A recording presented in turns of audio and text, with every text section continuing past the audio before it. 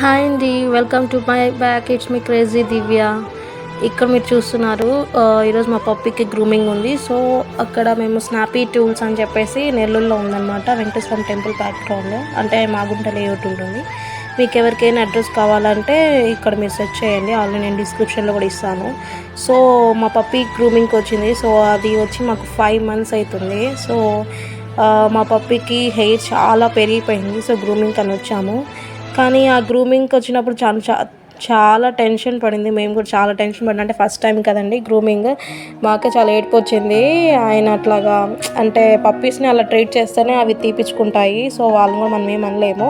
కాకపోతే మా పప్పీకి చాలా హెయిర్ పెరిగిపోయిందనమాట. సో రింగులు తిరిగిపోయింది. సో దానికి చాలా కష్టమైంది కొంచెం షేప్ అలా చేయించడానికి. సో అందుకని ఆయన అంటే 0 mm పెట్టేసి తీర్చేస్తాను, నెక్స్ట్ టైం తీర్చుకోండి అన్నారు.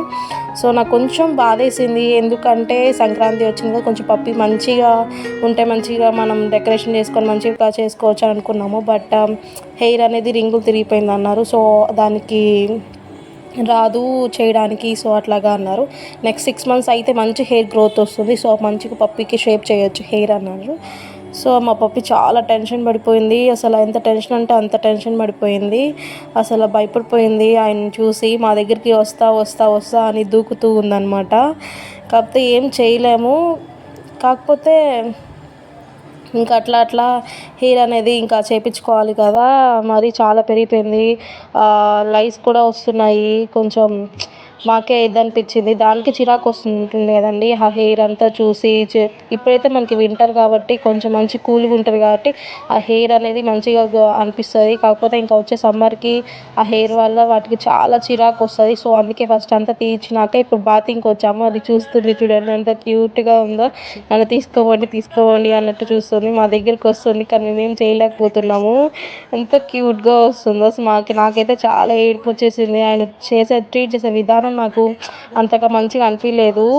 కాకపోతే కానీ ఇంకా పప్పీస్కి ఇంకా అట్లాగే ట్రీట్ చేయాలి. ట్రీట్ చేస్తేనే అవి స్నానం అంతా చేయించుకుంటాయి. వాళ్ళని కూడా మనం తప్పట్లేము. కాకపోతే మనకి మన పప్పీస్ మీద అంత ప్రేమ ఉంది కాబట్టి మనం వాళ్ళు ఏం చేసినా మనకి అట్లా అనిపిస్తుంది. కా చాలా చాలా బాగా చేశారు. అంటే మాకు ఫస్ట్ టైం కదా, మీకు తెలియకపోతే ఇక్కడ స్నాపీ టూల్స్ అని ఉంటుందన్నమాట. So Venkateswara temple back side నెల్లూరులో ఉండే వాళ్ళకైతే ఇది బాగా మనకి హెల్ప్ అవుతుంది. సో నేను ఇది డిస్క్రిప్షన్లో కూడా ఇస్తాను. దీని అడ్రస్ ఇస్తాను, ఈ షాప్ అడ్రస్. సో మీరు వెళ్ళండి. మాకైతే ఇది పర్ హెడ్ మాకు 2500 పెట్టింది. ఇది వర్తబుల్లా కాదా అని మాకు తెలీదు.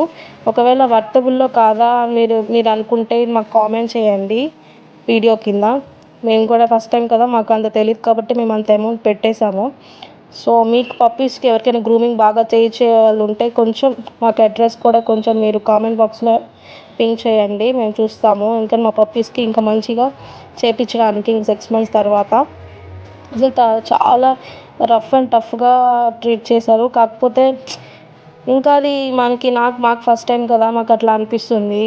ఆ హెయిర్ ఇప్పుడు హెయిర్ డ్రైయర్ పెడుతున్నారు దానికి. అది నన్ను ఎప్పుడు తీసుకుని వెళ్తారా అని చూస్తుంది. చాలా అల్లరి చేస్తుంది. కాకపోతే అక్కడికి వెళ్ళినాక పిల్లిలాగా అయ్యింది. అది మమ్మల్ని చూస్తుంది. అసలు 1 day 2 days దాకా మాట్లాడలేదు మాతో.